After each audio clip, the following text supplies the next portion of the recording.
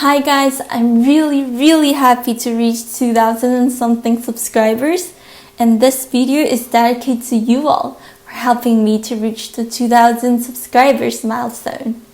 And if you're new to the channel, I usually do voiceovers and translation, and I might post videos about my interests and hobbies as well. So this video is inspired by Paula.Gilbert on Instagram. She asked, "Do you know any similar manhwa or manghwa?" I answered, "I read a lot of mangas and manhwa. They're not really similar to the Song of Theater, but falls into the category of strong, independent female. So this makes me want to make a video and talk about my manghwa and manga recommendations. Just a reminder that I might not include bits and pieces of details for the following manga and manghwa. If you're interested, feel free to check them out. And I don't want to say any spoilers.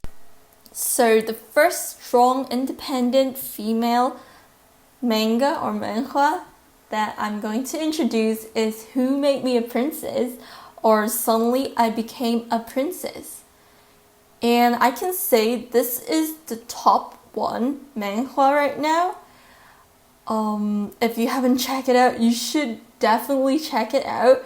The drawing is so good. The plot is so spectacular. Everything is just so on point. I can't believe, especially those jewel eyes, the details, how many times they put it. It's just so good. And for the story, it talks about how a girl reincarnated to a novel world where there's a really cruel king and a really lonely princess, which they don't have much family bond. And suddenly there is another princess occurred, and the king favored towards that princess. And there was just some incidents about the two princesses, and at the end the cruel king decided to kill the lonely, not favored princess. So she's just reincarnated to this world, and she just tried to survive, and she do a lot of cute tricks, and you'll definitely love them because how cute and everything is so detailed. And yeah, that's all. No more spoilers. The second one that I'm going to talk about is Death is the Only Ending for the Villainous. This manhwa is so appealing. The art style, the plot is amazing as well. It talks about the main character is not accepted in the family. She is considered as a worthless child and not loved by her brothers because she came from a different mother. And she just was so depressed, and she moved out during university, and she got into otome game, which it's talk about how she can get the character with certain percentages. When it's 100%, it will be happy ending and you'll be with that character. So she basically reincarnated into the game, but she reincarnated as the villain, and it's a really hard mode, so she needs to keep up her percentage. If she reaches 0%, she will be killed by the character. So she just tries her best to survive in the reincarnation game, which is pretty interesting, and I love the interaction between her and different characters. And I sometimes get annoyed with some rude characters. But yeah, that's all, and no more spoilers. So the third one that I'm going to share is the rebirth of a Tarnical Empress, or I've become the village emperor of a novel. This manhwa is quite special to me because it's my first time to see a reincarnated into a strong character, which the main character reincarnated to the Empress, basically the king, the boss of the country.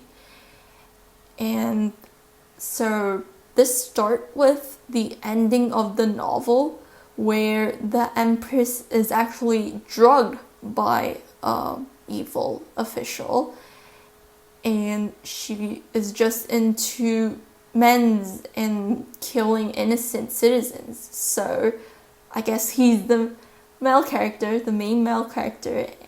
He wants to overthrow her. And yeah, so the main character reincarnated to her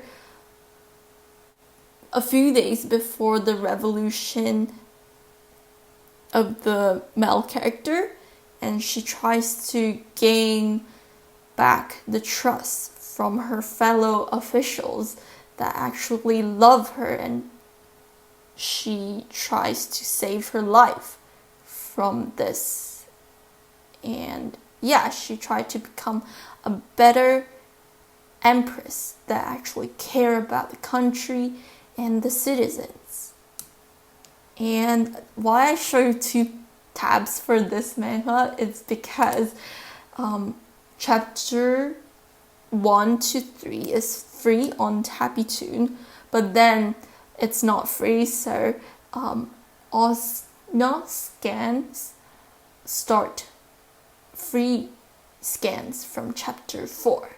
So the fourth one that I'm going to talk about is the stereotypical life of a reincarnate lady, or a communist story of a lady's new life.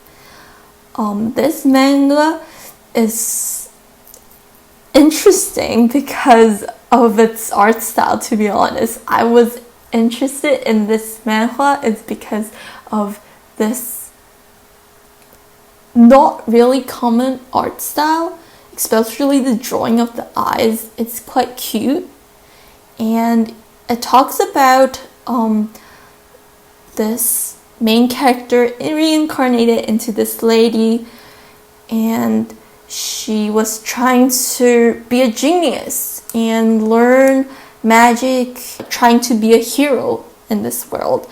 But then she realized the reality that she's not smart. She's actually not smart enough for magic, and her magic teacher said that she's too arrogant, and there will be a lion chasing her in the future.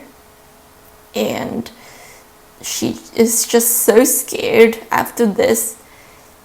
Basically, not care about everything after that. Stop learning magic. Just do a proper ladies training and try to avoid attack from the lion, which her magic teacher warned her. The fifth one that I'm going to introduce is Otome Game no Hamesu Flag Shikana Akuyaku Rejo ni Tensei Shite Shimata. So this is a really long name. It's just basically the main character reincarnated into the Otome game world, where she's the villain and she's just trying to destroy all the death flags. And there's actually an anime of this manga, which is pretty cool, and I think it's perfectly shows the whole manga. And I heard that there's season 2 coming up, so definitely check it out. It's just so cute. The main character is so cute and funny at the same time. Basically, she becomes everyone's favorite because she destroyed all the flags. So every male and female character love her a lot. And even the Otome Games main character love her too. The sixth one that I'm going to introduce is the Villainous reverses the Hourglass, or the Villainous turns the Hourglass.